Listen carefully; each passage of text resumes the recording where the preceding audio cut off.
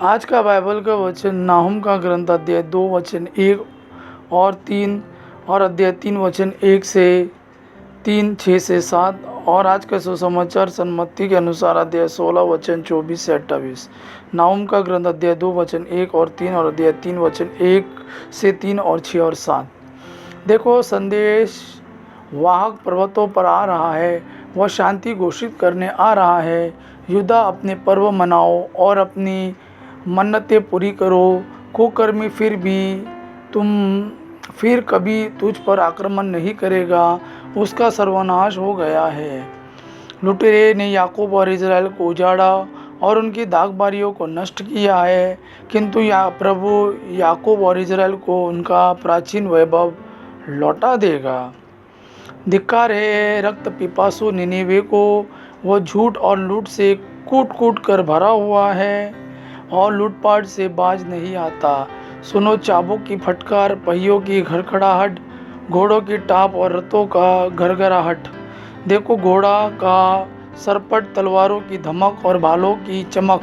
कितने ही घायल और कितने ही मारे हुए, असंख्य शव पड़े हुए हैं, लोग उन पर ठोकर खाकर गिर रहे हैं।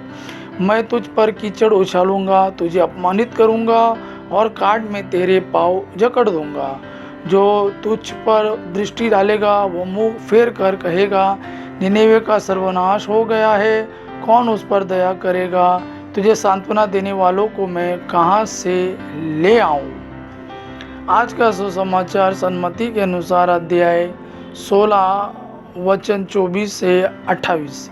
इसके बाद ईसा ने अपने शिष्यों से कहा, जो मेरा अनुसरण करना चाहता है वो आत्मत्याग करे और अपना क्रूस उठाकर मेरे पीछे हो ले।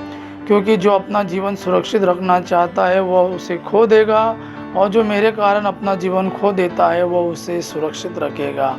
मनुष्यों को इससे क्या लाभ यदि वह सारा संसार प्राप्त कर ले लेकिन अपना जीवन गंवा दे। अपने जीवन के बदले मनुष्य दे ही क्या सकता है। क्योंकि मानव पुत्र अपने स्वर्गदूतों के साथ अपने पिता की महिमा